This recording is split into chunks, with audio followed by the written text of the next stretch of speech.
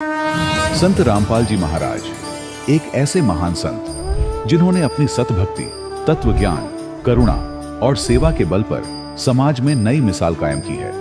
संत रामपाल जी महाराज की अगुवाई में उनके सभी सतलोक आश्रमों से समाज कल्याण के अद्भुत कार्यों ने समाज को सुनहरे भविष्य की एक नई उम्मीद दिखाई है।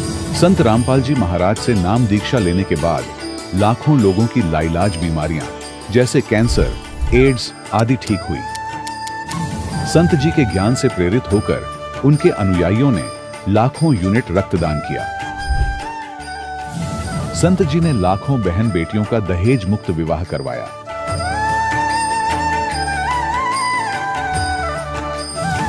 संत जी ने लाखों लोगों का नशा छुड़वाया, करोड़ों उजड़े परिवार बसे। संत जी के आश्रमों में समागम के दौरान निःशुल्क नेत्र चिकित्सा, दंत चिकित्सा प्रदान की जाती है। संत रामपाल जी महाराज द्वारा समय समय पर पर्यावरण संरक्षण के उद्देश्य से बड़े स्तर पर वृक्षारोपण किया जाता है। संत जी ने जरूरतमंदों को तत्काल राहत पहुंचाने के लिए एम्बुलेंस सेवा शुरू की। संत जी अपने अनुयायियों को देहदान के लिए प्रेरित करते हैं, जिससे मानवता की सेवा और चिकित्सा क्षेत्र में सुधार हो सके। संत रामपाल जी महाराज के सभी आश्रमों में हर रोज निःशुल्क भंडारा आयोजित किया जाता है, जहां हर वर्ग, हर जाति और हर धर्म के लोग एक साथ बैठकर भोजन करते हैं।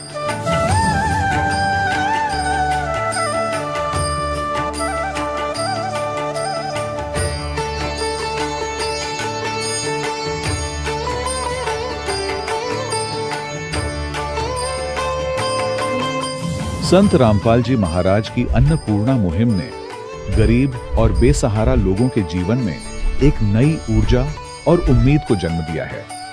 घर घर खाद्य सामग्री और जरूरी मदद पहुंचाकर संत रामपाल जी महाराज ने लोगों को दुख और मजबूरी से लड़ने की ताकत प्रदान की है।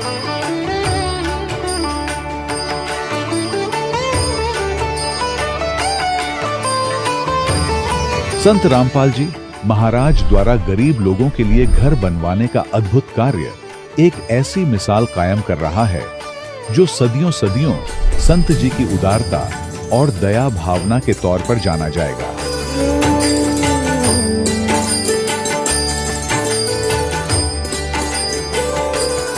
संत रामपाल जी महाराज के आश्रम में हजारों बुजुर्गों को सम्मान और प्यार के साथ जीवन जीने का अवसर मिलता है। उनके खाने, रहने और स्वास्थ्य की पूरी जिम्मेदारी संत रामपाल जी महाराज उठाते हैं। अनाथ बच्चों के लिए संत रामपाल जी महाराज के सभी आश्रम किसी वरदान से कम नहीं। यहाँ उन्हें शिक्षा, संस्कार और भविष्य के लिए बेहतर अवसर प्रदान किए जाते हैं। चाहे बाढ़ हो, भूकंप या महामारी, संत रामपाल जी महाराज और उनके अनुयायी हमेशा ही जरूरतमंदों के लिए सबसे आगे खड़े रहते हैं।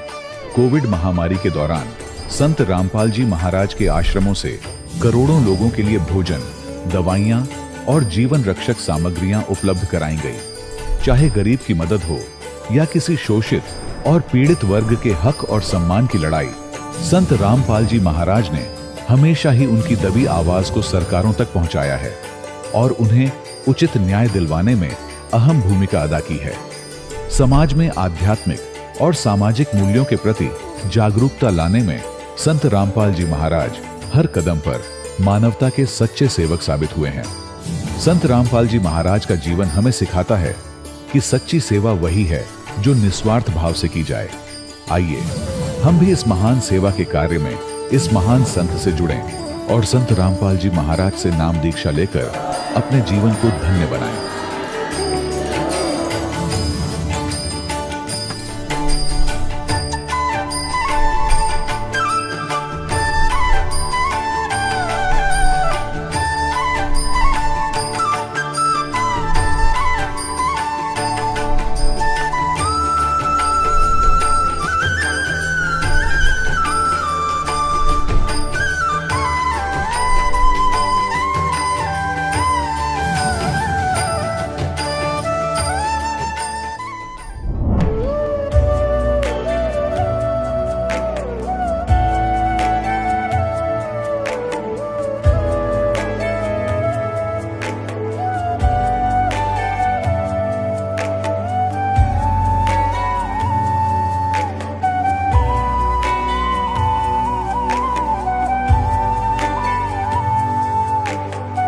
गीता 18 के श्लोक नंबर 62 में भगवान स्वयं कह रहे हैं कि अर्जुन उस परमेश्वर की शरण में जा जिसकी कृपा से परम शांति व शाश्वत स्थान अर्थात सतलोक को प्राप्त होगा। वो परमेश्वर कौन है, कहां है, कैसा है, जानने के लिए कृपया अवश्य सुनिए जगत गुरु तत्वदर्शी संत रामपाल जी महाराज के अमृत वचन। सत साहिब दर्शकों, व्यक्ति के जीवन सफर में यदि सच्चे गुरु का मार्गदर्शन मिल जाए तो कठिन से कठिन रास्ते भी आसान हो जाते हैं। लेकिन गुरु का पूर्ण होना आवश्यक है, क्योंकि अधूरे गुरु से कोई लाभ नहीं मिलता। यही कारण था कि राधा स्वामी पंथ से जुड़े होने के बावजूद भी इंदौर की राजू परमार जी कई समस्याओं से जूझ रही थीं। इन्हें सतभक्ति का मार्ग नहीं मिल पाया था और इस कारण ये शारीरिक कष्टों से ग्रस्त थीं। 8 वर्ष तक राधा स्वामी पंथ की साधना करने के बावजूद भी इनकी बवासीर की समस्या ठीक नहीं हो पाई।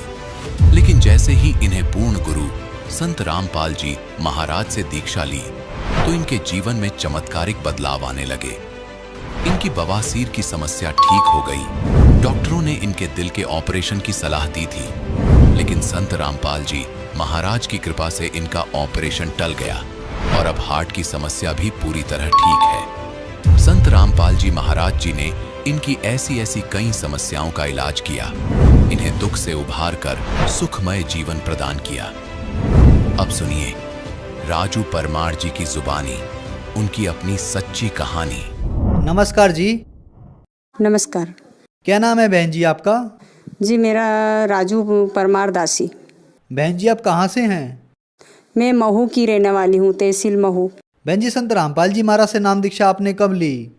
संत रामपाल जी महाराज से मैंने 8/8/2018 में लिया। संत रामपाल जी महाराज से नाम दीक्षा लेने से पहले क्या आप कोई भक्ति साधना भी करते थे? पहले मैं राधा स्वामी पंथ से थी और 8 साल से मैं राधा स्वामी की भक्ति करती थी। और वो 2.5 घंटा बोलते थे कि 2.5 घंटा बैठो, मैं 2.5 घंटा बैठती थी। 2.5 घंटा से भी मैं ज़्यादा बैठती थी। 2.5 घंटा क्या, मैं 2-2, 3-3, 4-4 घंटा बैठती थी कि ऐसे नहीं ऐसे मालिक मिलेंगे। मुझे बैठने से ही मतलब बवासीर की तकलीफ़ बहुत ख़तरनाक हो चुकी थी। उसके बाद में इतना ब्लेड गिरा, मुझे इतना ब्लेड गिरा, कोई 200 ग्राम, कभी 100 ग्राम, बार मुझे ऐसा हो रहा था। मैं बहुत परेशान हो चुकी थी। घर में मुझे कोई ध्यान नहीं दे रहे थे, सिर्फ यूँ ही बोलते चल तुझे भर्ती कर दूँ, चल भर्ती कर दूँ। लेकिन मुझे अच्छा नहीं लग रहा था कि बार भर्ती होंगी तो और अच्छा नहीं लगेगा। और मैं 2 तो 3 घंटे में बेहोश पड़ी रहती थी। राधा स्वामी की भक्ति से हमें कोई लाभ नहीं मिला, बल्कि मुझे बीमारी और ज़्यादा बढ़ती गई। तो फिर संत रामपाल जी महाराज की शरण में आप कैसे आईं? मेरे बड़े भैया संत रामपाल जी महाराज से जुड़े हुए थे। फिर मैंने राय ली। उन्होंने कहा कि आप बहन यहाँ नाम दीक्षा ले लो मालिक से, आपकी सब पीड़ा दूर हो जाएगी। मैं यहाँ इंदौर आई में और मैंने नाम दीक्षा मालिक से परमात्मा जी संत रामपाल जी महाराज का नाम दीक्षा मैंने ले ली।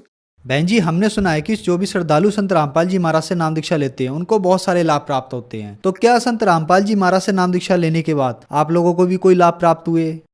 मुझे बवासीर की तकलीफ बहुत खतरनाक थी। मुझे ब्लेड गिर रहा था 100 250 ग्राम। उसके बाद में मैंने बहुत परेशान हो गई थी मैं। फिर मैंने भैया से बोला, भैया मुझे बहुत तकलीफ हो रही है। मेरे भैया ने कहा कि आप भक्ति करते रहो, भक्ति बढ़ाते रहो और भक्ति करो आप। फिर उसके बाद में मैंने भक्ति करी, बढ़ाई भक्ति को। तत्वदर्शी संत रामपाल जी महाराज से मैंने अरदास करी, हे मालिक, हे परमात्मा, आप सबकी सुनते हो, मेरी भी सुन लो। मुझे इतना ब्लेड गिर रहा है, मैं क्या करूं? तो संत रामपाल जी महाराज की प्रार्थना लगाने से मुझे बवासीर की तकलीफ बिल्कुल ख़त्म हो गई है और मैं बहुत अच्छी हूँ, बहुत ठीक हूँ। कोई दवाई गोली मैं खाती ही नहीं, क्योंकि मुझे आराम ही हो गया है और मैं अच्छी बैठ भी पाती हूँ। पहले बैठाता ही नहीं था मेरे से बवासीर की तकलीफ से। और मुझे पथरी भी थी। पथरी मेरे डॉक्टर सुमन अग्रवाल साहब, उनके पास मैंने इलाज करवाया था। तो उन्होंने कहा कि 25 ml की आपको पथरी है, तो अब क्या करना चाहिए डॉक्टर साहब? तो बोले आपका ऑपरेशन तो होगा ही नहीं, पहले से ही हार्ट पेशेंट हो आप तो दवाई गोली खाते रहो। तो मुझे दवाई गोली से कुछ आराम ही नहीं हो रहा था। एक करवट सो भी नहीं पा रही थी, वो पथरी का कारण पीछे बहुत दर्द होता था मुझे। तो मैंने कहा, हे संत रामपाल जी महाराज, आप सच्चे हो, पूर्ण परमात्मा परमेश्वर हो, कबीर साहिब हो मालिक, मेरे पे दया करो प्रभु। तो मुझे संत रामपाल जी महाराज ने मुझे दर्शन दिए कि बेटी भक्ति बढ़ाती रहे और तुझे बहुत लाभ होगा। तू किसी से भी मत डर और किसी से भी तू रोना गाना बंद कर और भक्ति बढ़ाती रहे तेरी, और तू ठीक हो जाएगी। जब से फिर मुझे आज तक वो पथरी 25 ml की पथरी पता नहीं कहाँ गई, मुझे पता ही नहीं चला और मुझे आराम हो गया और मैं अच्छे से अब 2 ही करवट सो जाती हूँ और मुझे नींद भी अच्छे से आती है और जो चक्कर आते थे वो भी मेरा ख़त्म हो गया। संत रामपाल जी महाराज के दीक्षा लेने से पहले हार्ट पेशेंट थी मैं, तो यहाँ इंदौर खूब सारी जांचें करवाई, मेरी टी चौतरा में करवाई, डॉक्टर छाबड़ा से भी करवाई, तो कहा था कि आप जी नहीं पाओगी, आपको ऑपरेशन नहीं होगा, मुझे ऐसे ऐसे बताए गए थे। फिर उसके बाद में अपोला ले गए थे मेरे भगत जी, तो उन्होंने कहा कि चलो ठीक है अपोला में ले चलें। फिर वहाँ ले गए तो वहाँ भी मेरा ऑपरेशन का मना कर दिया, गरीबी स्थिति थी हम लोगों की। फिर भी तकलीफ तो मुझे होती थी, इंजेक्शन हर महीने लगते थे, मुझे हर महीने लगते थे। अगर मैं 1 महीना चूक जाती थी तो मुझे खाना नहीं खावाता, इसके बाद में बेचैनी होती थी, मुझे नींद नहीं आती थी। गोली में 18-25 गोली मैं हमेशा रोज खाती थी। अब मैं गोली नहीं खाती हूँ।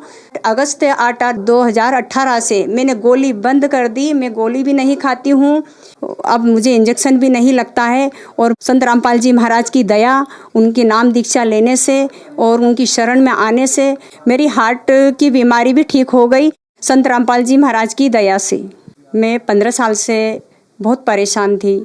संत रामपाल जी महाराज से जब नाम दीक्षा नहीं ली थी उसके पहले ही मुझे एलर्जी की इतनी खतरनाक बीमारी थी कि कोई दूर मसाला भूनता हो तो मुझे छींक चलती थी और मैं सुबह उठते से ही 10-15 छींक नहीं चलती तो मेरे घर वाले भी परेशान हो जाते थे कि तू कितनी छींकती है, तुझे कोई गालियाँ देगा। तो मैं बहुत परेशान होती थी और इतनी सारी बीमारी से मैं बहुत परेशान थी। मैंने सोचा कि इससे तो मर जाना अच्छा है, घर वाले भी नहीं मान रहे मेरी। मैं फांसी लगाने गई तो फिर मैंने वापस वो फंदा छोड़ दिया मेरे गले में से और मैंने कहा कि परमात्मा अगर कोई इस पृथ्वी पे है, जिंदा है, तो मुझे बचा लो इस बीमारी से। और मैं क्या करूं, मैं बहुत परेशान हूँ, मुझे ब्लड भी बहुत गिर रहा है और मुझे पथरी भी 25 ml की बताई गई है, मैं क्या करूं, मैं बहुत परेशान हूँ। तो ऐसे है ना, फिर मैं परमात्मा से मैंने अरदास करी कि हे मालिक, आप पृथ्वी पे हो, कोई परमात्मा या मालिक है या परम पिता है, कोई भी है, या सृष्टि बनाने वाला मालिक हो, कोई भी है, या भगवान कहते हैं, अगर सच्चे मालिक हो, जिंदा मालिक है, तो मुझे बचा लो, इस बीमारी से बचा लो, नहीं तो मैं आज आत्महत्या करके मर जाऊंगी। फिर मैं ऐसे कैसे जाके मेरे बिस्तर पे मैं सो गई। फिर उसके बाद में मैंने कहा कि राधा स्वामी दिखेंगे, तो मुझे राधा स्वामी तो नहीं दिखे। फिर मुझे है ना संत रामपाल जी महाराज का मुझे चेहरा दिखाई दिया और रामपाल जी महाराज ही खड़े थे मेरे सिर पे ऐसे करके खड़े और कहा, बेटी मरना नहीं है, आपको भक्ति करना है और आप नाम दीक्षा बहुत जल्दी लो क्योंकि आपका दिन नज़दीक आ चुका है। मेरे पति को उठाया और मैंने कहा कि उठो देखो, तो ये बोले कि नहीं तू बोले बहुत नौटंकी करती रहती, सोते जा। तो मालिक ने कहा धीरे से कि बेटी ऐसे तो नहीं मानेंगे, इनको यूँ बोल लो कि घड़ी में देख के आ, वो 3:30 बज रहे हैं। तो मैंने इनको उठाया और उनको कहा कि जाओ आप 3:30 बज रहे हैं। फिर संत रामपाल जी महाराज अलग ध्यान हो गए थे। फिर मेरे पति उठ के भी गए और टाइम देखा तो वास्तविक में 3:30 बज रहे थे। फिर उसके बाद मेरे पति से कहा मैंने कि मैं है ना संत रामपाल जी महाराज से नाम दीक्षा लेना चाहती हूँ, मैं लेऊँगी। तो उन्होंने कहा है कि नहीं अभी मत जाना। तो मैंने कहा कि नहीं मैं तो जाऊँगी, मुझे तकलीफ़ बहुत ज़्यादा हो रही है। वास्तविक में मुझे इतनी तकलीफ़ हो रही थी, ब्लड सबसे ज़्यादा गिर रहा था मुझे, बवासीर का, और पथरी भी मुझे बहुत ज़्यादा तकलीफ़ कर रही थी। तो मुझे मना कर दिया था। फिर मैं वापस रो रुका के सो गई। उसके बाद फिर रात को वापस संत रामपाल जी महाराज मुझे आए और मैंने कहा है संत रामपाल जी महाराज, मैंने अरदास करा कि मुझे मेरे घर वाले तो मुझे नहीं जाने दे रहे और नहीं नाम दीक्षा लेने दे रहे। तो फिर रात को वापस मुझे संत रामपाल जी महाराज मेरे सिर पे वैसे के वैसे ही खड़े रहे, ऐसे पलंग के पास में ऐसे पकड़ के खड़े थे। वो कुर्ता पजामा, वही सफ़ेद कुर्ता पजामा पहने थे और यूँ बोले कि बेटी कैसे भी करके निकल यहाँ से और जा, तेरा दिन नज़दीक आ चुका है और तू जल्दी नाम दीक्षा ले बेटी। देखिए अब तू देख ले, तू खुद ही देख ले।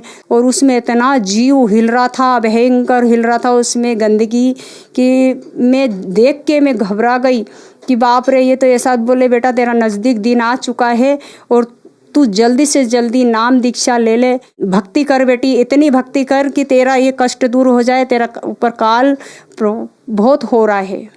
फिर मैंने सुबह तुरंत गई और मैंने नाम दीक्षा संत रामपाल जी महाराज से मैंने नाम दीक्षा ले ली।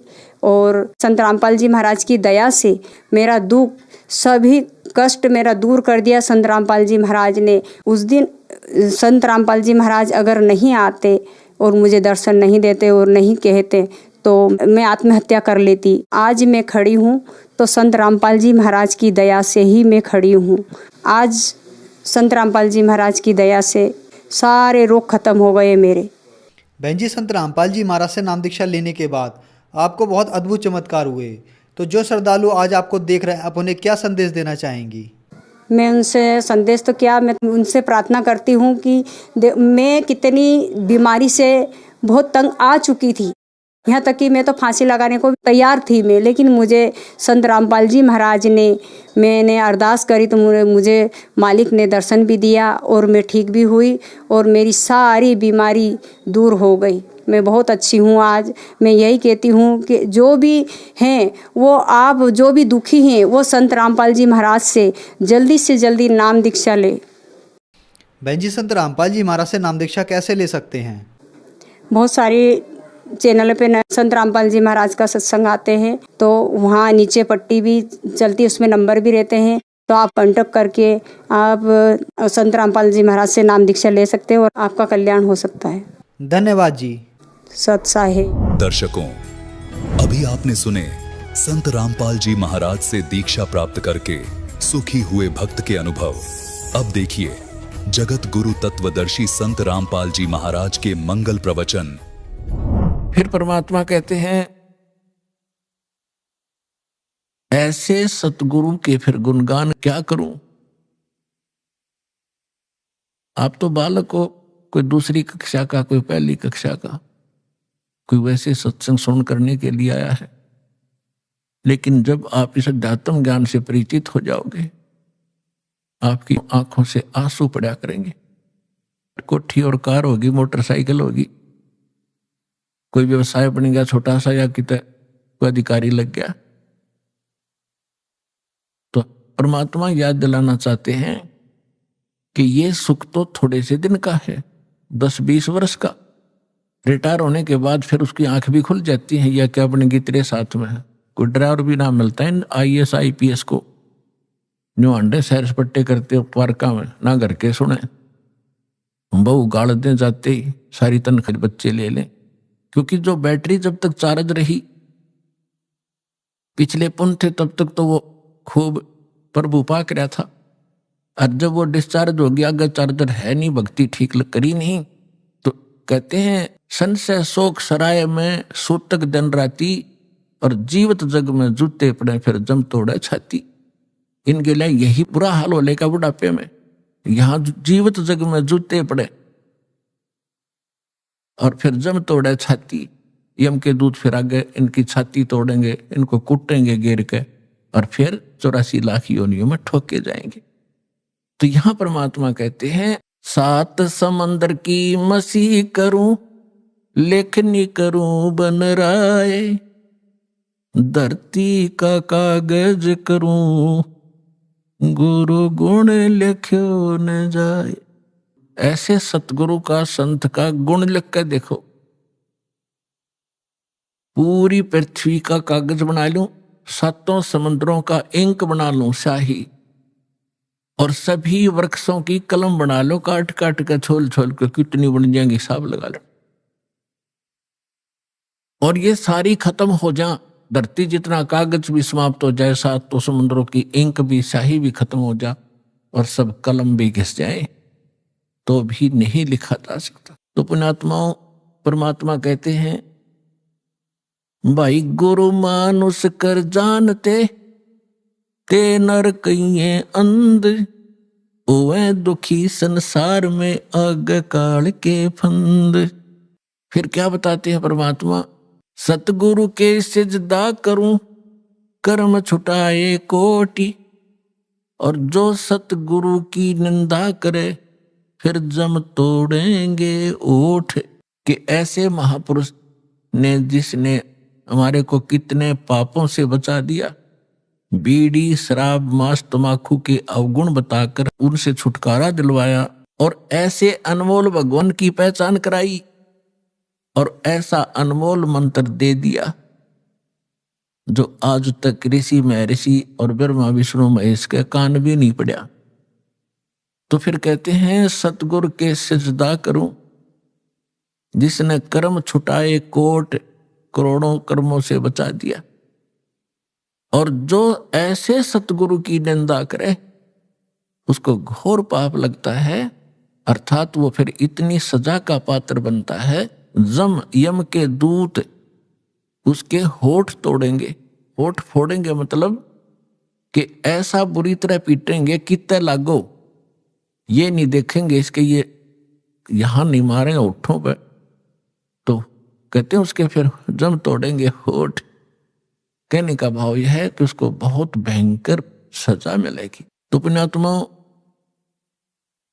सत्संग से ज्ञान होता है। जैसे आप कल के सत्संग में सुन रहे थे कि धर्मदास नाम के एक महापुरुष जैसा परमात्मा लीला करता है उस आधार से उनको मिले। परमात्मा की गुणों में लिखा है कि वो परमात्मा प्रत्येक युग में ऐसी लीलाएं करता है। सतलोक में रहता है, सचखंड में अविनाशी स्थान शाश्वत स्थान पर रहता है, वहां उनका ठिकाना है।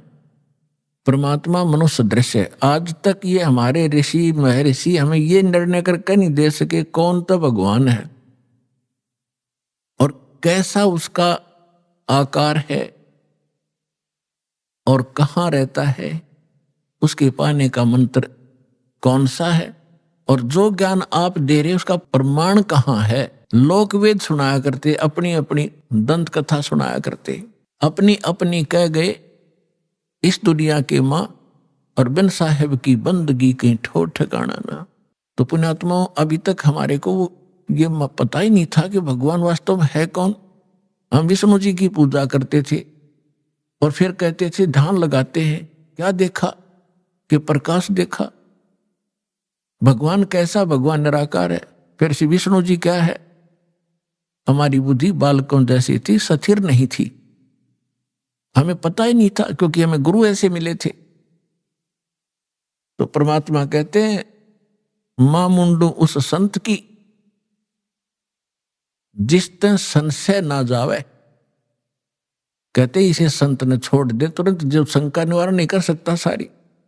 तो आज तक हम जितने भी सत्संग सुना करते थे या अनुभव पढ़ा करते संतों के, उनसे संशय समाप्त नहीं होता था, लेकिन हम श्रद्धालु होने के नाते उनको पढ़ते ही रहते थे। तो परमात्मा का एक विधान है, परमात्मा उसी विधान अनुसार अपने सब कार्य करते हैं। परमेश्वर सतलोक में रहते हैं, जिसको गीता जी में शाश्वत स्थान कहा है, सनातन परमधाम कहते हैं। और वहां परमात्मा मनुष्य दृश्य है, एक सिंहासन पर विराजमान है। एक बहुत बड़ा गुम्बद है परमात्मा के ऊपर, बहुत बड़ा एक मंदिर नुमा आकार का, उसके सेंटर में परमात्मा का सिंहासन है। उसके ऊपर मुकुट धारण करके परमात्मा बैठे हैं और सिर पर सफेद छत्र है दाता का। और वहां परमात्मा के एक रोमकूप में करोड़ सूर्य मिला दे, करोड़ चंद्रमा, इनकी रोशनी भी फीकी पड़े, इतना नूर है दाता का। यहां आते हैं तो शोभा को कम कर लेते हैं, हल्का तेज पुंज का शरीर बना लेते हैं, सरल करके आते हैं। यदि वो इसी रूप में यहां आ जाए तो हमारी चरम दृष्टि देख नहीं सकती, जैसे उल्लू सूर्य को नहीं देख सकता। इसलिए परमात्मा एक अपने तेज पुंज का हल्का शरीर बनाकर आते हैं और वो मनुष्य दर्श तो है ही हैं, अपने एज इट इज रूप में हमसे मिलते हैं, बातें करते हैं, लेकिन हमारे को ज्ञान गलत प्राप्त होता है, परमात्मा की डेफिनेशन गलत हमने ग्रहण कर रखी होती। इसलिए हम भगवान को निराकार मानते रहते हैं, उनको संत मान करके फ्री कर देते थे। तो धर्मदास जी को सतगुरु मिले। पहले वो भी ऐसे भ्रमित थे, लोक वेद के आधार से साधना कर रहे थे। परमेश्वर कबीर साहब जी कहते हैं, जब आपको ये अध्यात्म ज्ञान होगा तो आप क्या कहोगे? पीछे लग गया जाऊं था मैं लोक वेद के साथ, रस्ते में सतगुरु मिले दीपक दे दिया हाथ। लोकवेद होता है दंत कथा, अक्षेत्रीय ज्ञान, जिस क्षेत्र में जैसी परंपराएं जैसी साधना होती है उसको लोक वेद कहते हैं। वो सबके मुंह पर चढ़ा हुआ होता है कि ये भगवान है, ये भगवान है। चाहे को किसी भी देव को पूज रहा है या कोई मजार पूज रहा है या किसी की यादगार पूज रहा है, उन्हीं को सत्य मान रहे हैं। तो परमात्मा कहते हैं कि हम पहले हमारे लिए कह रहे हैं, वो तो मालिक थे। जैसे दास पहले भगवान विष्णु जी का पुजारी था और साथ में शंकर जी को भी पैरेलल आदर दिया करते थे। हनुमान जी का विशेष पुजारी था और भी अपना जो परंपरागत देवता बाबा श्याम जी या नारी पूजा थी। तो ये लोक वेद के आधार से हम साधना कर रहे थे। ये यथार्थ भक्ति मार्ग और ज्ञान नहीं था। और जब ये मार्ग मिला परम पूज्य परमेश्वर के श्रेष्ठ आत्मा पुण्य आत्मा स्वामी रामदेवानंद जी दास को मिले, उन्होंने दास को एक दीपक दे दिया तत्व ज्ञान रूपी कि अब आप अंधेरे में भटक रहे हो, आपके पास कोई मार्ग नहीं है जिसकी रोशनी में आप ठीक चल सके। तो उस तत्व ज्ञान रूपी दीपक के रोशनी में दास फिर सीधा चला तो आज सफलता मिली। तो परमात्मा कहते हैं, पीछे लग गया जाऊं था मैं लोक वेद के साथ, रस्ते में सतगुरु मिले। और यो तत्व ज्ञान रूपी दीपक टॉर्च दे दी, लालटेन दे दी, किसकी रोशनी में चल, गड्ढों में मत गिर। यहां परमात्मा कहते हैं कि धर्मदास जी को परमात्मा मथुरा में मिले, वहां उनको टॉर्च दे दी, दीपक दे दिया। उसके बाद उनकी दिशा बदल गई। तो इसी प्रकार कल आपको सत्संग में सुनाया गया था कि धर्मदास जी को परमात्मा मिले, लेकिन हमारे अंदर इतना खचड़ा भर गया है ये अज्ञान का, ये जल्दी से समाप्त नहीं होता। दीक्षा भी ले ली धर्मदास जी ने, भगवान को देख भी लिया, लेकिन वो पुरानी कथाएं, पुराना रंग, वो पेंट कहीं ना कहीं किसी कोने में दबा ही रहता है। एक दिन धर्मदास जी ने प्रश्न किया कि हे परमेश्वर, अक्षमा करना अपने किंकर को, मैं पामर प्राणी हूं, लेकिन दाता मुझ नालायक व्यक्ति के अंदर कुछ ऐसी शंकाएं किसी कोने में और जमा हैं, दाता उनका भी समाधान कीजिए। परमेश्वर ने कहा, बोल भाई, जब तक शंकाएं तेरी समाप्त नहीं होगी तू भक्ति खाक करेगा। उसने कहा, भगवान देखो, आप कहते हो कि भगवान विष्णु, भगवान कृष्ण, भगवान श्री राम, इनमें कोई शक्ति नहीं थी, ये कोई कुछ नहीं कर सकते। हमने कथाएं सुनी अपने पहले वाले गुरुओं से कि भगवान श्री कृष्ण ने मोर ध्वज के पुत्र तामर ध्वज को आरे से 2 फाड़ करवा के चिरवा के मृत्यु को प्राप्त हो गया था, उसको जीवित कर दिया भगवान। अब ये बात मेरे गले नहीं उतर रही, क्या उनमें शक्ति नहीं थी? भगवान श्री कृष्ण ने सुदामा उसका मित्र था, दारिद्र बहुत घना था, उसमें बहुत ही निर्धन व्यक्ति था, क्लास फेलो था उनका। एक दिन उनके पास गया जब वो द्वारका के राजा थे, और भगवान 2 मुट्ठी चावल खा के और उसका सुंदर महल बना दिया और घना धन दे दिया उसको। परमात्मा बोले, ठीक है बच्चा, पहले तो आप लोग इतने भावुक हो कि सुनते नहीं ध्यान से। परमेश्वर ने कहा कि मैं ये नहीं कह रहा कि ब्रह्मा विष्णु महेश में कोई शक्ति नहीं, ये कुछ नहीं कर सकते। परमात्मा कहते थे कि तुम इनको समर्थ मानते थे कि ये समर्थ भगवान है, सारी सृष्टि के रचनहार हैं, ये अजन्मा है, इनकी मृत्यु जन्म नहीं होता, इनके कोई माता पिता नहीं। तो वो तेरे रूबरू कर दिया, इनके माता पिता हैं, इनकी जन्म मृत्यु होती है, जिनकी जन्म मृत्यु होती है वो सक्षम कैसे होगे? तो परमात्मा ने कहा कि जैसे एक स्टेट के प्रांत के मंत्री में जो शक्ति होती है वो शक्ति होती है, लेकिन वो प्रधानमंत्री नहीं होता, प्रधानमंत्री जैसी पावर नहीं रखता।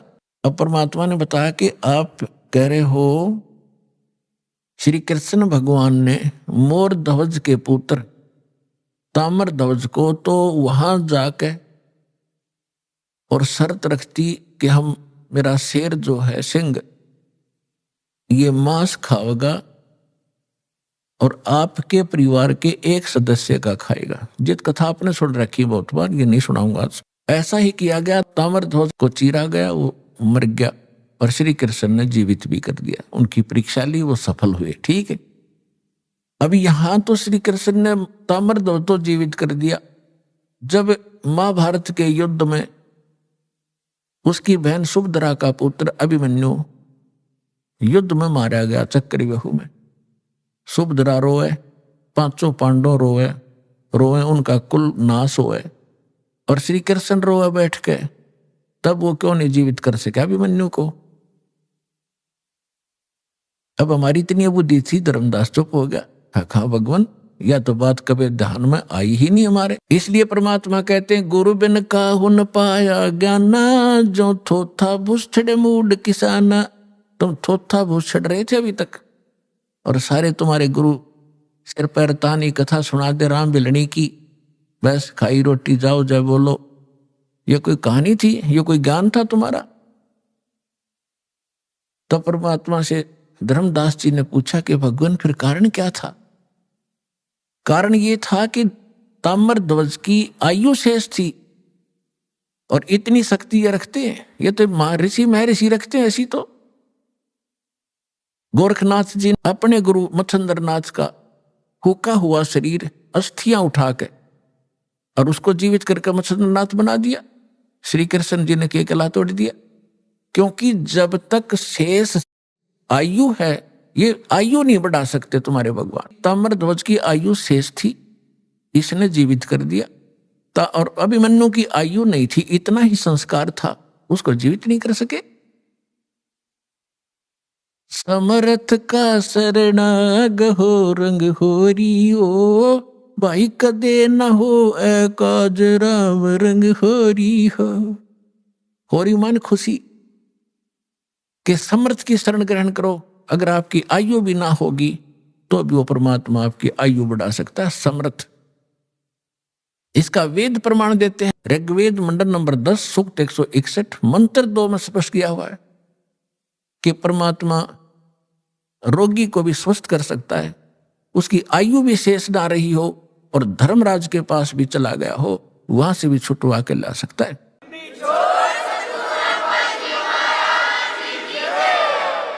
और उसको आगे और भी 100 वर्ष की आयु जीने के लिए वो दे सकता है। अब इसके लिए थोड़ा उदाहरण देते हैं।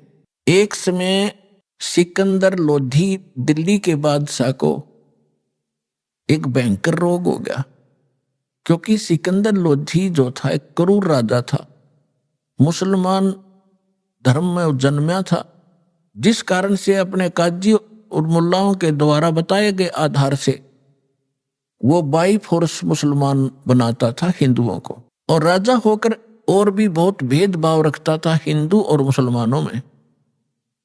तो जिस कारण से उसको दंड अपने किए का भोगना तो था ही।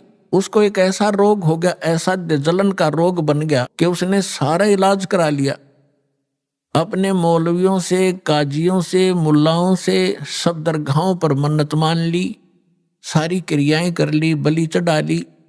फिर हिंदू धर्म के भी जो धार्मिक गुरु थे उनसे भी क्रियाएं करवा ली, अवंताएं करवा लिया, और साथ में बड़े से बड़े वैद्य पूरे उसके राष्ट्र में जहां भी किसी वैद्य का नाम सुना उसी को पकड़ लाए और आके कह दिया कि मुंह मांगा पैसा देंगे, मेरा रोग खत्म हो।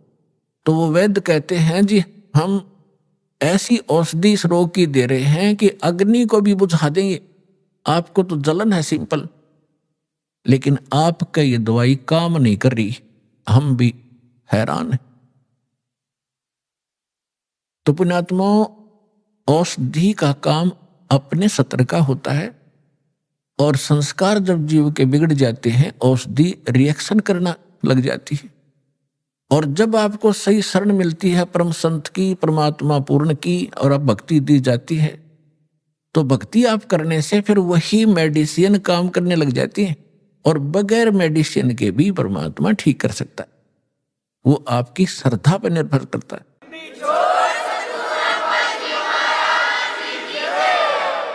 उसके कर्म बिगड़ गए थे, कोई औषधि काम नहीं कर रही थी। जो अन्य जो हिंदू धर्म के आचार्य थे उन्होंने बता दिया था, राजन ये आपका प्रारब्ध का कर्म है। प्रारब्ध माने किस्मत में लिखा हुआ, ये आपके पिछले पाप का प्रतिफल है, जो रिटर्न है आपकी किस्मत में लिखा हुआ है। इसको कोई चेंज नहीं कर सकता, ये भोगने से ही समाप्त होगा। लेकिन बेसिक ऐसा कुछ बता भी दिया जाता है, लेकिन दुख में आदमी रुकता नहीं, फिर भी प्रयत्नशील रहता है। उससे पहले एक घटना घटी थी उसके साथ।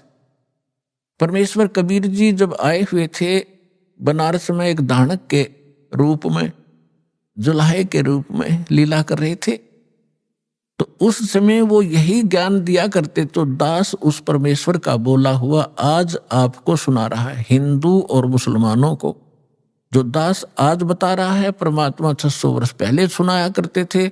उस समय आप शिक्षित नहीं थे, जिस कारण से परमात्मा के साथ बहुत घनी बदतमीजियां हमने करी और हमारे गुरुओं ने करवाई।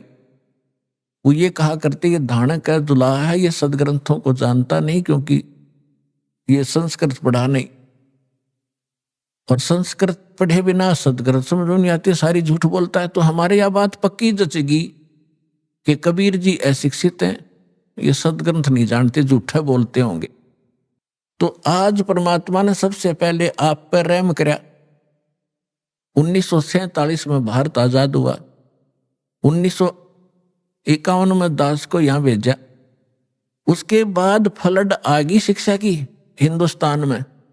नहीं, हमने हमारे उस समय मुझे मालूम है हमारी 2 सिस्टर तो बगैर पढ़ाई छोड़ दी कि ना हम नहीं पढ़ाएंगे। लड़कियों को तो आसपास भी नहीं, लड़के भी हमारी नंबर आया था पढ़ने का, उससे पहले सभी अशिक्षित थे। तो कहने का भाव ये है कि परमात्मा ने ये जो शिक्षा है या एक आग है, ये इस जीव की नाशक है। इसने नैतिकता का नाश कर दिया, आपस में शिष्टाचार खत्म कर दिया। ऊपर से हम लिपे चोपड़े दिखे हैं, अच्छी पैंट कोट पहन के, और सारे विचार बिगड़ गए, हमारा व्यवहार बिगड़ गया, बेईमान बन गए, अहंकारी बन गए, छोटी सी पोस्ट पाकर भगवान भूल गए। लेकिन परमात्मा ने ये एक बार ये करना जरूरी था। मालिक को मालूम था कि ये तो आत्मा है, इसको ज्ञान होगा, फिर ये छोड़ देगी उन बुराइयों को। शिक्षा करना जरूरी था। तो ये शिक्षा आपको आज ईब काम आई है, बाकी रोजी रोटी के लिए विशेष नहीं है। ये लाखों बच्चे पढ़ते हैं और नौकरी कितनों को मिलती है? 1 वर्ष में करोड़ों बच्चे हिंदुस्तान में शिक्षा ग्रहण करके फारिग होते हैं। ये MA BA करके, BSc करके, BCom करके, और कितनों को सर्विस मिलती है? कोई बात नहीं, 2 रोटी भगवान ने देनी है, पूर्व निर्धारित है, वो तो वही मिलेगा। जब तक आप इस शरण में नहीं आओगे तो आपको केवल वर्क डन ही, पिछला संस्कार ही मिलता रहेगा। और यहाँ आने के बाद ये कर्म की रेख बदल देता, वो समर्थ है ना। भाग में तो लिख देगा आपके 2 रोटी का, इसके दरबार में कोई कमी नहीं। कमी रहेगी तो आपकी नीयत में रहेगी, आपकी श्रद्धा में रहेगी। तो उस समय परमात्मा ये ज्ञान सुनाया करते थे। हिंदू और मुसलमानों के जो पीर गुरु थे परमात्मा के दुश्मन बन गए कि ये तो हमारे धर्म का विरोधी है, ये ब्रह्मा विष्णु महेश को नासवान बताता है, इनके माता पिता बताता है, ऐसा करता है। ऐसे काजी और मुल्लाओं को परमात्मा लताड़ा करते थे कि तुम साधना गलत बता रहे हो। उनको कहा करते थे, एक मुल्ला मस्जिद में कुके, एक पुकारे बोका, इनमें कौन सिरे को जागा, हमको लगा धोखा। अब तुम बकरीद बनाते हो, बकरे को हलाल करते हो, एक बकरा तो वहां मिमा रहा है, अपनी जान जा रही है, रो रहा है, म्या म्या कर रहा है, और एक मुल्ला कोक रहा है मस्जिद में, हे अल्लाह अकबर, हे अल्लाह अकबर, इस बकरे की रूह को स्वर्ग में स्थान देना। जैसे उस मुल्ला के बाप का नौकर है वो भगवान, उसके कहने तो उसने स्वर्ग में भेज देगा उस बकरे की आत्मा ने। परमात्मा कहते हैं, जय या रूह तैं भिष्ट पिठाई तो कर तदबीर कबीला भाई। अगर तुझे डेफिनेट कॉन्फिडेंस है इस बात का कि ऐसी क्रिया से ये बकरे की आत्मा भिष्ट में चली जाती है, तो अपने परिवार ने करके दिखा, तो किसी एक इस तरह भेज उसको स्वर्ग में। तो इस तरह की परमात्मा की कड़वी सच्चाई को वो बालक सहन नहीं कर सके, विरोधी बन गए। इसी प्रकार हिंदुओं को समझाया करते थे कि पांडे निपुण कसाई संतो, ये पांडे निपुण कसाई, ये बलि चढ़वाओ देवी कह के दे, काली कह के भैरव कह, और ये गलत साधना बता रहे तुम्हारे को, शास्त्र विरुद्ध साधना दे। तो दोनों दुश्मन बन गए। और परमात्मा इन मुसलमानों को कहा करते और हिंदुओं को कहते थे, नहीं है दारमदारा, वहां तो नहीं है दारमदारा, उस दरगाह में धर्म राय है, लेखा लेगा सारा, मुल्ला कुक के बंग सुनावे ना बेरा करतारा। और फिर परमात्मा हिंदुआं ने कहा करते थे कि वेद पढ़े पर भेद न जाने, ये बाँचे पुराण 18, और जड़ के आगे भोजन धर्या और भूल गया सर्जनारा। एक पत्थर के मूर्ति का भोग लगाता फिर है, और भगवान ने भूला बैठा है, और बात कर मैं वेद का ज्ञाता हूं। खाक पड़ा तुमने वेद, वेद में लिखा कहीं ऐसी क्रिया करो। तो इससे वो सबक शुद्ध हुए और विरोधी कर दिए सारे मुसलमानों, पीरों और मुल्ला और काजियों ने कि कबीर काफिर है, हमारे धर्म की तौहीन करता है, ये मांस खाने को भी मना करता है, हमें राक्षस बताता है। एक दिन सिकंदर लोधी चला गया वहां पर बनारस में, काशी में, क्योंकि वो पूरा सम्राट था। दिल्ली के बादशाह के अंतर्गत सभी छोटे नरेश नवाब आते थे।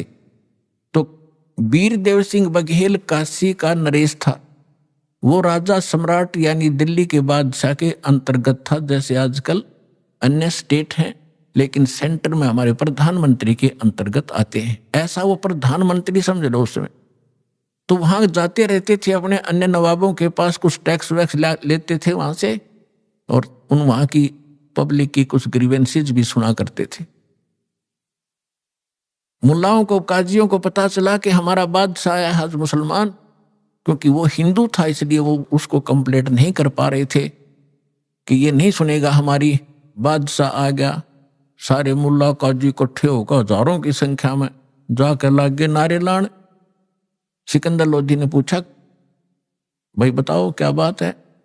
उन्होंने बताया, जी एक काफिर है हिंदू, नाम कबीर है, जुल्हा के घर जन्म है, और वो हमारे धर्म की बेइज्जती करे, अपने आप को भगवान बताता है।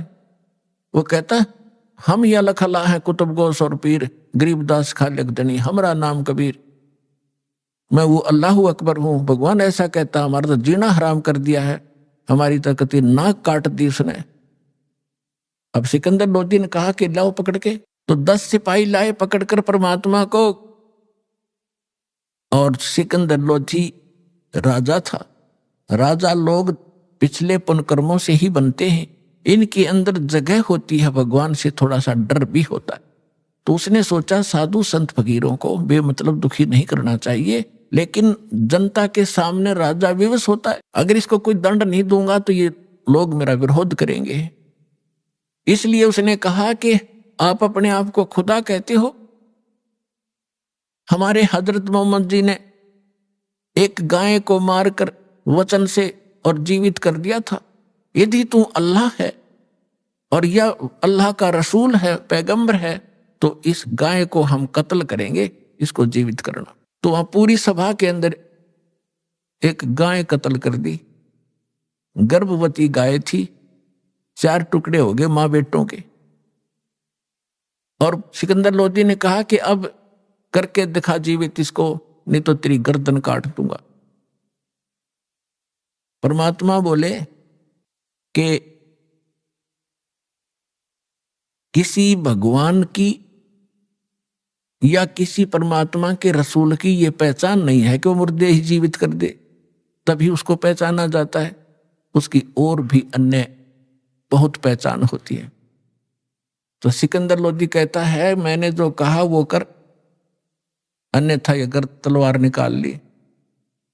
परमात्मा उठे, एक थपकी गाय का लगा दी एक बच्चे का, गाय भी जुड़ गई, बच्चा भी जुड़ गया, जैसे निशान भी ना हो, और ला का बच्चा गाय की दूध की डेग बाल्टी ठोक दी और कहा कि गाय अपनी अम्मा है, इस पर छुरी मत बाह, गरीबदास की दूध को सभी आत्म का। अरे अनाड़ियो, तुम गाय का मांस खाकर एक दिन में फारिग कर देते हो, ये तुम्हारी माँ है, जिस ममड़ी का दूध पीवत हो, फिर ताको करो हलाल कसाई।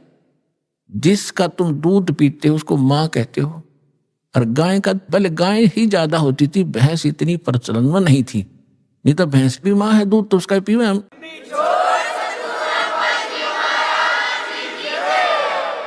और फिर तुम इसका दूध पीते हो, फिर इसको मारकर खाते हो, तुम्हारी दया को चोर ले गए। तो उस समय सब कांपे खड़े खड़े, क्योंकि ऐसा चमत्कार। सिकंदर तक कांपे, सन्नाटा छा गया। सारे जो बकवास कर रहे थे, जो नकली ढेड थे वो तो चले गए, वो जो मुखिया थे, शेष जितने वहां लाखों हजारों लोग इकट्ठे थे, सबने पर जय जयकार करी कबीर भगवान की और दीक्षा ली उस परम पिता से और अपना कल्याण करवाया। सिकंदर लोदी ने चरणों में लेटकर दंडोत प्रणाम की कि मुझे माफ करो परवरदिगार, मैं पहचान नहीं पाया आपको। परमात्मा बोले ठीक है चल। पालकियां बिठा के परमात्मा को पालकियों में आदर के साथ, सत्कार के साथ उनके घर छोड़कर आए झोपड़ी में। ऐसे समर्थ थे कबीर भगवान। अभी आपने सुने संत रामपाल जी महाराज के मंगल प्रवचन। आइए अब सुनते हैं संत रामपाल जी महाराज से नाम दीक्षा लेकर सतभक्ति करके अद्भुत लाभ प्राप्त करने वाले अनुयायी के विचार। दर्शकों, जीवन में अनेक लोग सही मार्गदर्शन के अभाव में भक्ति तो करते हैं, परंतु उसका कोई लाभ नहीं मिल पाता। अमरोहा के बलवीर सिंह जी भी इसी संघर्ष से गुजर रहे थे। इन्होंने वर्षों तक हिंदू देवी देवताओं की पूजा की, हनुमान जी की विशेष आराधना की और आर्य समाज से दीक्षा भी ली थी। फिर 18 साल तक राधा स्वामी पंथ का अनुसरण किया, लेकिन इन सभी प्रयासों के बावजूद इनके जीवन में कष्ट और अशांति बनी रही। फिर इनके जीवन में एक नया अध्याय तब शुरू हुआ जब इन्हें संत रामपाल जी महाराज द्वारा प्रमाणित ज्ञान गंगा पुस्तक मिली। इसे पढ़ने के बाद बलवीर जी ने संत रामपाल जी महाराज से नाम दीक्षा ली और इनके जीवन में चमत्कारिक बदलाव आने लगे। वर्षों से बलवीर जी और इनकी पत्नी भूत प्रेत बाधाओं से पीड़ित थे, लेकिन नाम दीक्षा लेते ही इनकी ये सभी बाधाएं समाप्त हो गईं। इसके अलावा बलवीर जी की किडनी की बीमारी भी ठीक हो गई। दर्शकों, अब आइए सुनते हैं बलवीर सिंह जी के जीवन की यह प्रेरणादायक कहानी, उनकी अपनी जुबानी। सर नमस्कार। सर नमस्कार। सर क्या नाम है आपका? बलवीर सिंह। बलवीर जी कहाँ से आए हैं आप? कैलसा बॉर्डर, जिला अमरोहा, उत्तर प्रदेश। संत रामपाल जी महाराज की शरण में आने से पहले आप क्या भक्ति साधनाएं करते थे? पहले मैं जो देवी देवताओं की, गुरु नानक देव जी की, आर्य समाज में रहा मैं 3 साल, और हनुमान जी की 3 साल भक्ति की। फिर 5-7 साल जो है मैंने विष्णु जी की भक्ति की है, और 18 साल में राधा स्वामी पंथ से जुड़ा है। राधा स्वामी पंथ में आपने किस संत से नाम दीक्षा ले रखी थी? मैंने गोविंदर सिंह। राधा स्वामी पंथ में रह करके आपने 18 साल तक भक्ति की है। क्या बताना चाहेंगे आप राधा स्वामी पंथ की भक्ति के बारे में? राधा स्वामी में कुछ नहीं है, वो केवल वो जो नाम देते हैं वो काल के नाम है। और हमें संत रामपाल जी की शरण में आने के बाद हमें पता लगा है कि जो वो नाम देते थे वो तो नाम ही अटपटे हैं। सतनाम यहाँ कुछ और है जो नाम है, और वो सतनाम सैत है, नाम यही कह के बुलवाते थे। जो उनके गुरु शिवदयाल जी रहे, उनके आधार पर ही वो तो उनसे ही चली आ रही भक्ति। सर देखा जाए तो आपने 18 साल अपनी ज़िंदगी के बर्बाद कर दिए। सर क्या कहना चाहेंगे इस बारे में? बस पहले हमें कोई जानकारी नहीं मिल पाई। जब हमें जानकारी मिली उसके बावजूद भी हमने 3 साल बिगाड़ दिए। संत रामपाल जी महाराज के बारे में कैसे पता चला? भूतों का बहुत साया था हमारे यहाँ का। हमारे घर पे पूरे किसी ने तांत्रिक क्रियाएं करवा दी थी, क्योंकि मैं भगवान की चाहत में रहता था, मंदिर में बहुत जाता था।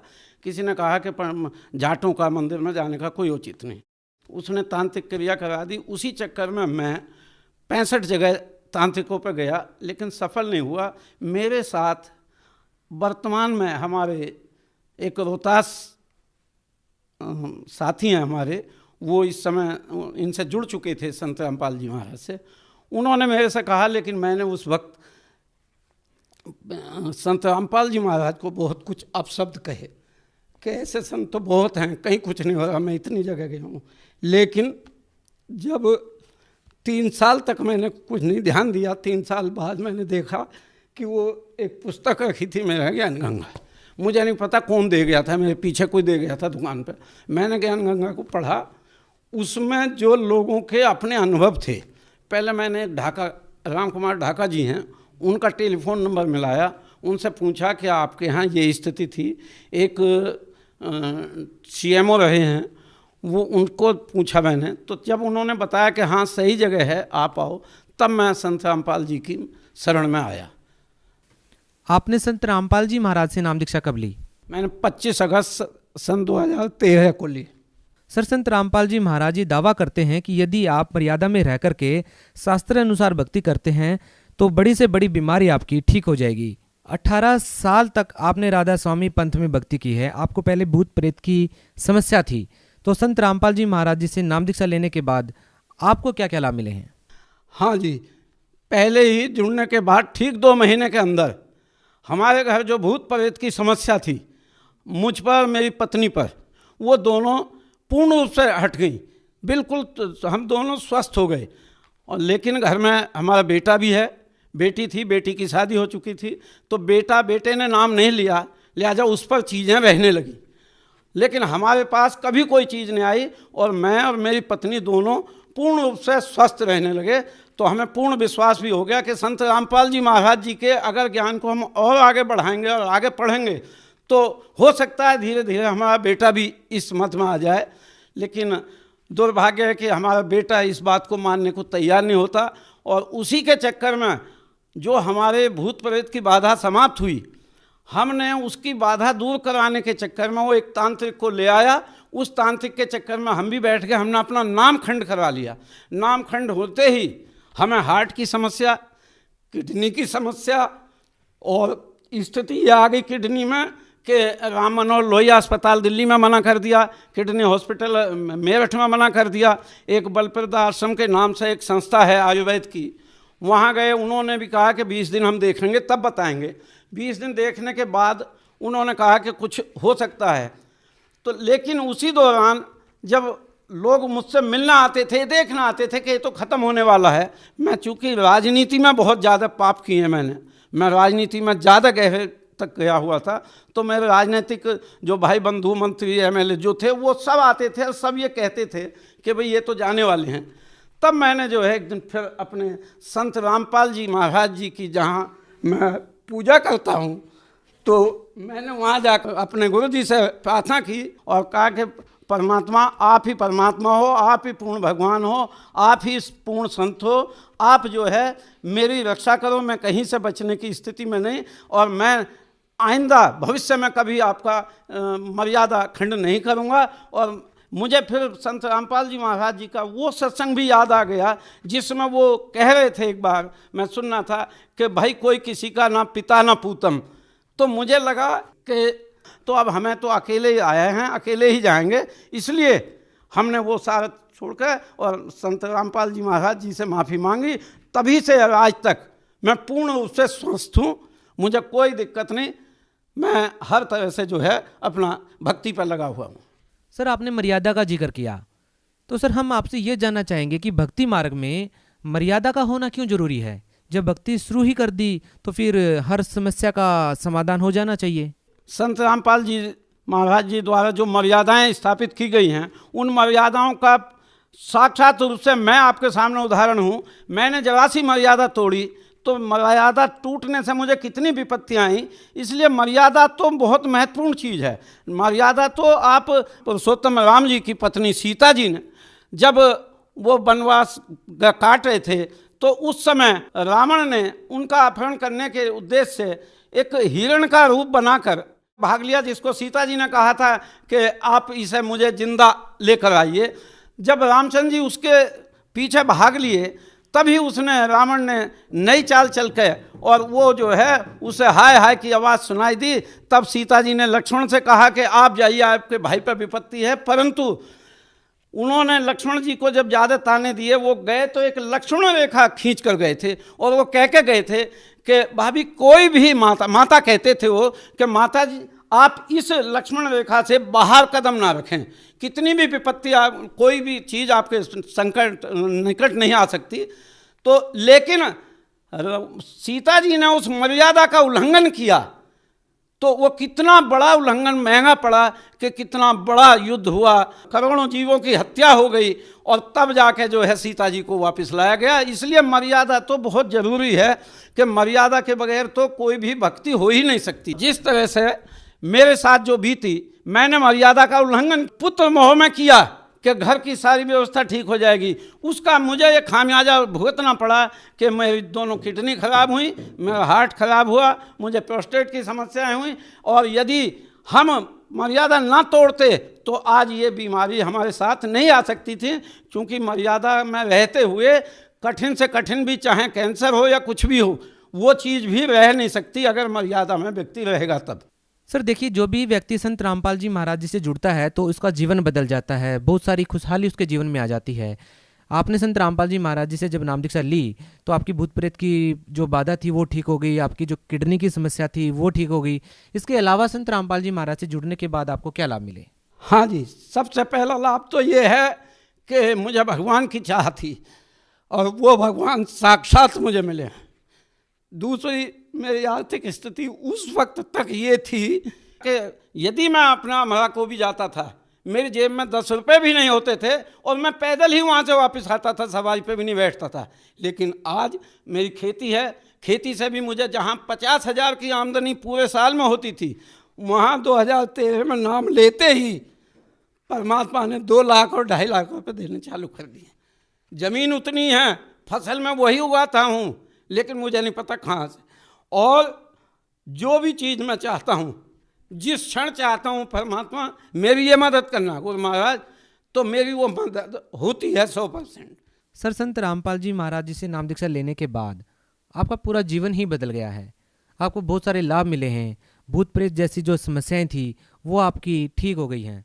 सर, आप उन लोगों को क्या कहना चाहेंगे जो भूत प्रेत जैसी समस्याओं से पीड़ित हैं, जो और भी अन्य बीमारियों से पीड़ित हैं, आप उन लोगों को क्या संदेश देना चाहेंगे? देखिए, मैं तो भक्त समाज से ये कहना चाहता हूँ, इस समय हमें शिक्षा पूर्ण रूप से मिली हुई है, हम शिक्षा ग्रहण करें। शिक्षा ग्रहण करके अगर कोई दूसरी जगह भी जुड़े हुए हैं लोग, पहले उनका ज्ञान भी पढ़ें और हमारे संत रामपाल जी महाराज जी का ज्ञान पढ़ें। दोनों में भिन्नता, साफ अंतर आ जाएगी, क्योंकि हमारे वेदों, शास्त्रों, पुराणों में सब कुछ स्पष्ट लिखा है।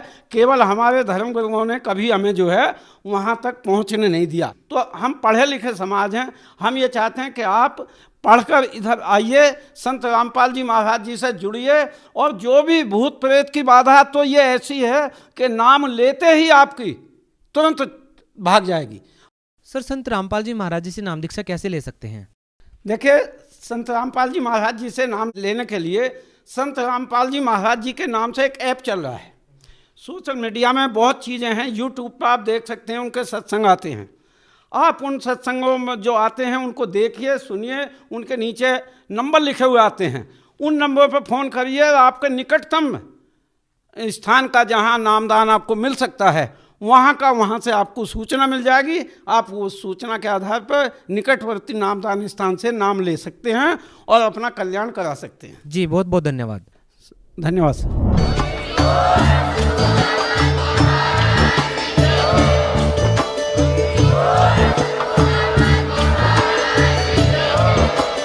आप सुन रहे थे जगत गुरु तत्वदर्शी संत रामपाल जी महाराज जी के मंगल प्रवचन। अधिक जानकारी के लिए विजिट कीजिए हमारी वेबसाइट www.jagatgururampalji.org। संत रामपाल जी महाराज जी के शुभ आशीर्वाद से पूरे विश्व भर में 500 से भी ज्यादा नाम दीक्षा केंद्र हैं, जिन पर संत रामपाल जी महाराज जी द्वारा ऑनलाइन निशुल्क नाम दीक्षा दी जा रही है। अपने नजदीकी नाम दीक्षा केंद्र का पता करने के लिए संपर्क करें 8222880541।